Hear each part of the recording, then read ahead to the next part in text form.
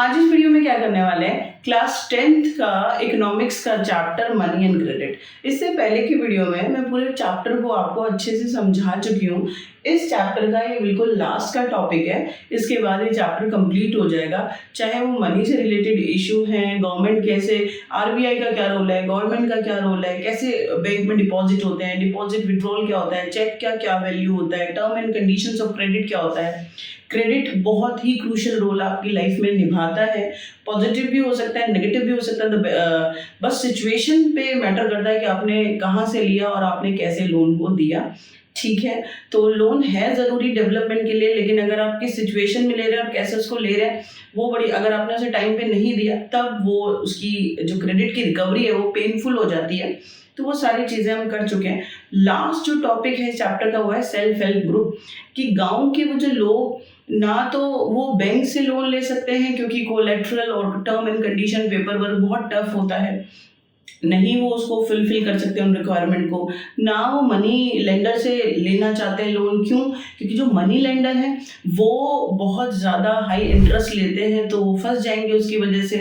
तो इस वजह से गांव के लोग, स्पेशली वुमेन जो आसपास के गांव में, एक ही गांव के अंदर नेबर्स होती हैं, वो 15 से 20 औरतें ग्रुप बना लेती हैं, अपनी छोटी स्मॉल सेविंग्स को 25 से 100 रुपये जमा करती हैं। उस ग्रुप में जिसको ज़रूरत होती है वो एज अ लोन उस अमाउंट को ले लेता है और बहुत ही कम इंटरेस्ट पे।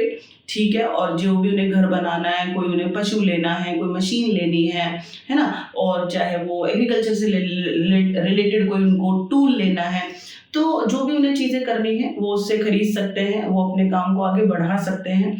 ठीक है, तो ये सारी चीज़ें मैं आपको करा रही थी। सेल्फ हेल्प ग्रुप बहुत ज़रूरी है, और अगर सेल्फ हेल्प ग्रुप की सेविंग्स रेगुलर होती हैं, अच्छे से चलता है, तो बैंक से वो लोन लेने के लिए एलिजिबल हो जाते हैं, क्योंकि बैंक को दिखाई देते हैं कि इनकी तो रेगुलर इनकम है, ये अच्छे से चला पा रहे हैं, तो फिर बैंक उनको लोन दे देता है। एक इंडिविजुअल को नहीं, पूरे सेल्फ हेल्प ग्रुप के नाम पर लोन दिया जाता है। वो सब मैंने आपको बताया। खैर फिलहाल अब आपके सामने रख रही हूँ importance of self help group, कि सेल्फ हेल्प ग्रुप का क्या इम्पोर्टेंस होता है। The self help groups help borrowers overcome the problem of lack of collateral. ये इतना इम्पोर्टेंट लाइन है, अपने आप आपको याद होना चाहिए कि सेल्फ हेल्प ग्रुप मदद करता है लोगों को कि विदाउट डॉक्यूमेंटेशन, विदाउट कोलेट्रल वो लोन ले सकते हैं। ठीक है, क्योंकि ना वो मनी लेंडर से लेना चाहते थे, मैंने आपको बता दिया, हाई इंटरेस्ट की वजह से बैंक जा नहीं पा रहे थे, क्योंकि डॉक्यूमेंटेशन है, कोलेट्रल है, तो वो नहीं जमा करा सकते बैंक में, नहीं वो इतने सक्षम है। तो क्या करें ऐसे सिचुएशन में, self help group without collateral उनको लोन प्रोवाइड करा देता है, अगर वो उसका हिस्सा है तो सेल्फ हेल्प ग्रुप का। तो सेल्फ हेल्प ग्रुप ये कोलेट्रल वाली समस्या को खत्म कर देता है, कोई ज़रूरत नहीं होती है। बहुत इंपॉर्टेंट चीज़ है। They can get timely loan for a variety of purpose and at reasonable interest rate, यानी रीजनेबल रेट पर उनको अपने काम के लिए लोन मिल जाता है। सेल्फ हेल्प ग्रुप के सदस्य हैं और उनको जो अपने कोई उनको एनिमल खरीदना है, दूध के लिए ना, जानवर खरीदना है, या फिर एग्रीकल्चर का कोई टूल खरीदना है, तो इसके लिए वो क्या करेंगे बेटा, वो सेल्फ हेल्प ग्रुप से लोन ले लेंगे, जो जमा राशि है उन 15-20 लोगों की, और बहुत ही रिजनेबल रेट पर, बहुत कम रेट पर। ठीक है, it help women to become financial self reliant, यानी लड़कियां सेल्फ इंडिपेंडेंट बन जाती हैं। उन्हें अब क्या करना है, वो अपने लिए काम और बढ़ा सकती हैं, अब वो जागरूक हो गई हैं, आत्मनिर्भर बन जाती हैं लड़कियां। बहुत इंपॉर्टेंट है, सेल्फ हेल्प ग्रुप में लड़कियां चला रही हैं। ज़्यादातर गुजरात के अंदर या अलग अलग स्टेट्स के अंदर जो गांव हैं उनमें सेल्फ हेल्प ग्रुप, जेंट्स के भी हैं, लेकिन लड़कियां ज़्यादातर सेल्फ हेल्प ग्रुप को रन करती हैं। तो उसमें से आत्मनिर्भरता आती है, घर का काम भी कर रही हैं, पैसे भी जमा कर रही हैं, उनके आइडिया आता है उनके दिमाग में और क्या क्या चीज़ें हमें करनी है, और कैसे अपने काम को एक्सपेंड करना है। एग्रीकल्चर के अलावा क्या कर सकती है, सिलाई कर सकती है, तो सिलाई की मशीन ले लो, है ना। तो लड़कियां क्या बन जाती हैं, आत्मनिर्भर बन जाती हैं, और ये सेल्फ हेल्प ग्रुप की वजह से उनमें ये जोश आता है, तो बहुत अच्छी बात है।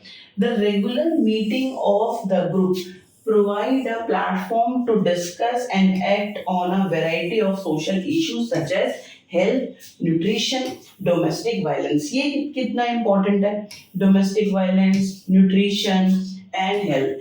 जब औरतें सेल्फ हेल्प ग्रुप में इकट्ठा होती हैं, वो सारी पड़ोस की औरतें, गांव की औरतें हैं, ठीक है, ओके, वो सेविंग्स को ना इकट्ठा करने के लिए हुई थी इकट्ठा सारे कि भाई हमें सेविंग्स को इकट्ठा करना है और हम इन 15-20 लोगों में से जिसको पैसे की जरूरत है उसको वो दे देते हैं थोड़े से इंटरेस्ट पे। ठीक है, तो ये तो हुआ उनका बिजनेस पर्पस कि भाई वो आपस में इकट्ठा हो रहे हैं और उनका लोन का काम चल रहा है, जो चीज़ उन्हें खरीदनी है। लेकिन प्लस जो वो इकट्ठा होती हैं तो वो अपने सोशल मुद्दों को भी डिस्कस करती हैं, हेल्थ से रिलेटेड कि भाई जो औरतों को समस्याएं हैं ये कैसे ठीक होंगी, क्या करें, कैसे करें। ठीक है, न्यूट्रिशन से रिलेटेड और प्लस डोमेस्टिक वायलेंस। आपको पता है one of the biggest issue in front of women कि उन्हें डोमेस्टिक वायलेंस और आज के समाज में भी झेलना पड़ता है, उन्हें अब्यूज करा जा रहा है, उनका फिजिकल मेंटल हरासमेंट हो रहा है। तो सारे आपस में प्लानिंग कर सकते हैं कि how we overcome from this situation, हम इसमें से बाहर कैसे आए।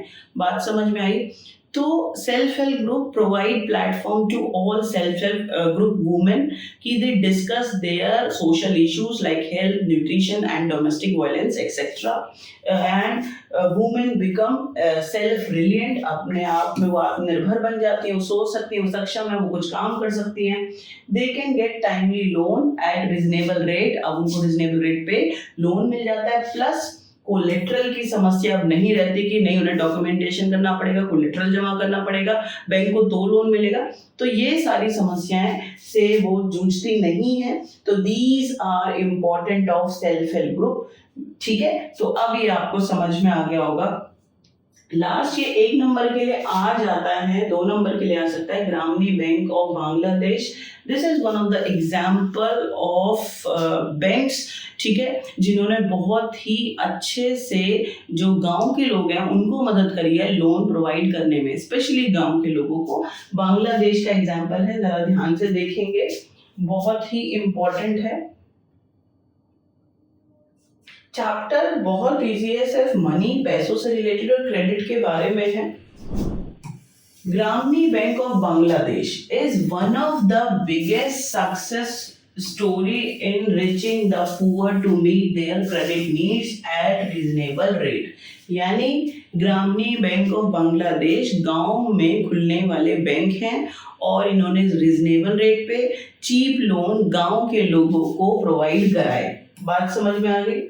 स्टार्ट इन 1970s में शुरू हुए ये as a small project। Grameen Bank in 2018 had over 9 million members in about 81,600 villages spread across Bangladesh। क्या कह रहे हैं कि 1970 से ये शुरू हुए और 2018 तक इसमें 90 लाख लोग जुड़ गए और 81,600 गांव के अंदर ये बैंक खुले। छोटी बात है, ग्रामीणी बैंक 81,600 गांव में अलग अलग जगह पर खुल गए ताकि गांव के लोगों को अपने अलग अलग पर्पस के लिए लोन चीप रेट पर, रिजनेबल रेट पर मिल जाए।